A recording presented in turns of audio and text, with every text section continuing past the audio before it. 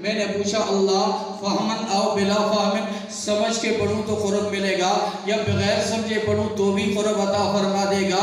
ایک بندہ تلاوت کر رہا ہے، یاسین والقرآن الحکیم پڑھ رہا ہے، سجی کوٹ کے بابا جان صبح اٹھ کے تلاوت کے پابند ہیں، الحمدللہ اپنی اولاد کو تلاوت پہ لانے کے پابند ہیں، تلاوت کروا رہی ہیں، لیکن ترجمہ سے واقف نہیں، معنی مفہوم سے واقف نہیں۔ فہمن او بلا فہمن، امام احمد بن حنبل نے میری آپ کی مشکل کو آسان کرتے ہوئے خواب میں سوال کر دیا، میرے اللہ سمجھ کے پڑھوں تو قرب ملے گا یا بلا سمجھے تو بھی قرب عطا فرما دے گا؟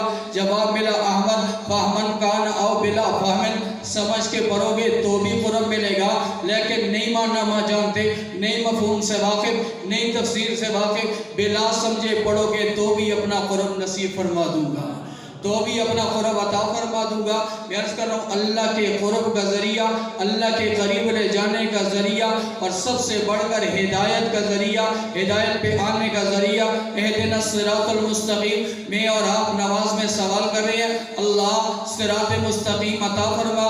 صراط مستقیم پہ آنے کے لیے، لانے کے لیے پہلے نمبر پہ اللہ کی کتاب، دوسرے نمبر پہ رجال اللہ، صراط الذین انعمت علیہم غیر المغضوب علیہم ولا الضالین، دوسرے نمبر پہ رجال اللہ۔ اللہ مجھے راستہ دکھا، کن لوگوں کا راستہ دکھا؟ صراط الذین انعمت علیہم، جن پہ تیرا انعام ہوا، جن پہ تیرا انعام ہوا۔ کون لوگ ہیں انعام والے؟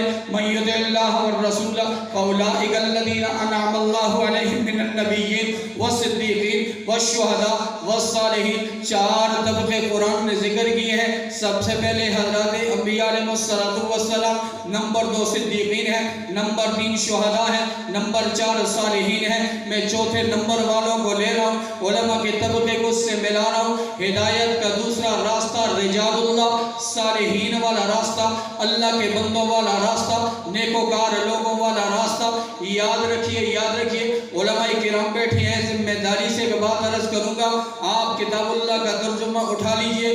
اگر آپ نے عالم ربانی کی صحبت نہیں اٹھائی ہے، آپ نے عالم دین کی شاگردی کا سرب حاصل نہیں کیا ہے، آپ کسی کے آگے زانو تلمذ نہیں ہوئے ہیں، شاید آپ کو ہدایت نصیب نہ ہو۔ پاک پیغمبر کے صحابی ہیں، عدی بن حاتم ہیں، حاتم طائی کے بیٹے ہیں، عرب کا سخی مشہور حاتم طائی، اس کے بیٹے عدی بن حاتم۔ قرآن کی آیت اتری وَكُلُوا وَاشْرَبُوا حَتَّىٰ يَتَبَيَّنَ لَكُمُ الْخَيْطُ الْأَبْيَضُ مِنَ الْخَيْطِ الْأَسْوَدِ مِنَ الْفَجْرِ، صبح کے وقت سحری کرتے وقت رمضان المبارک میں کھاتے رہو، پیتے رہو، یہاں تک کہ سفید دھاگا سیاہ دھاگے سے واضح نہ ہو جائے۔ سفید دھاگے سے مراد صبح کی روشنی، سیاہ دھاگے سے مراد رات کی تاریکی۔ مطلب یہ تھا جب تک صبح کی روشنی واضح نہ ہو جائے، رات کی تاریکی چھٹ نہ جائے، تب تک کھاتے رہو، کھاتے رہو۔ یہ حکم آیا، عدی بن حاتم تکے کے پاس 2 دھاگے رکھ لیے، ایک دھاگا سفید، دوسرا دھاگا سیاہ، رات کو کھا رہے ہیں، صبح دیکھ رہے ہیں، جب تک دونوں کا فرق نہیں محسوس ہو رہا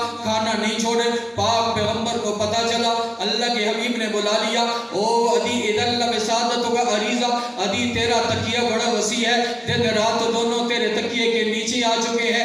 عدی سا رات کا سیاہ دھاگا یہ رات کی تاریکی ہے، سفید دھاگا یہ صبح کی روشنی ہے۔ میں عرض کر رہا ہوں یہاں کتاب اللہ لی گئی ہے، لیکن رجال اللہ نظر انداز ہوئے ہیں۔ رجال اللہ اس موقع پہ مسئلہ پوچھا نہ جا سکا، کیونکہ عرب زبان پہ قادر تھے، عربی زبان سمجھنے والے تھے، قادر الکلام قسم کے لوگ تھے، نہ پوچھنے میں کوئی بظاہر مذائقہ نہ سمجھا، لیکن غلط فہمی ہو گئی ہے۔ میں عرض کروں گا کتاب اللہ کو آپ نے لینا ہے تو رجال اللہ کو لینا ہوگا، ان شخصیات کو لینا ہوگا۔ پاک پیغمبر نے فرمایا میرے صحابہ ان اللہ لا يقبض العلم انتزاع ينتزع من قلوب العباد ولكن يقبض العلم بقبض العلماء اتخذ الناس رؤوسا جهالا فسئلوا فافتوا بغیر علم فضلوا واضلوا۔ فرمایا میرے صحابہ اللہ سینوں سے علم کو کھینچ کے نہیں نکالے گا۔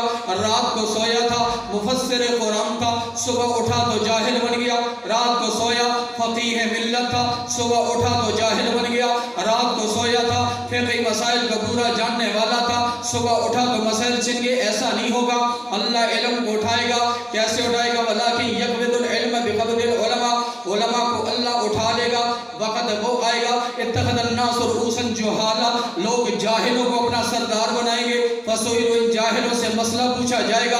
افتوا بغیر علم، بغیر علم کے فتوے دیں گے، حرام کو حلال اور حلال کو حرام کہیں گے، مکروہات کو اٹھا کے حرام سے بھی اگلا درجہ دے دیں گے، مستحبات کو اٹھائیں گے فرائض کے درجے پہ لے جائیں گے، کوئی اعتدال ان میں نہ ہوگا۔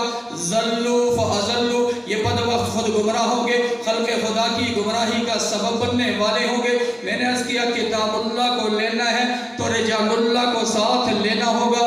الحمدللہ ثم الحمدللہ، ہمیں فخر ہے، ہمارا تعلق اللہ نے اس طائفہ منصورہ کے ساتھ رکھا، علماء دیوبند کے طبقے کے ساتھ رکھا، اللہ نے دعوت کا میدان دیا، بحمدللہ علماء دیوبند کا طبقہ موجود ہے، سیاست کا میدان دیا، بحمدللہ علماء دیوبند کا طبقہ موجود ہے، ختم نبوت کا محاذ دیا، بحمدللہ علماء دیوبند کا طبقہ موجود ہے، ناموس صحابہ کا معاملہ آیا، بحمدللہ علماء دیوبند کا طبقہ موجود ہے، فقہ کے تحفظ کا معاملہ آیا، ائمہ کرام کے تحفظ کا معاملہ آیا، بحمدللہ علماء دیوبند کا طبقہ موجود ہے۔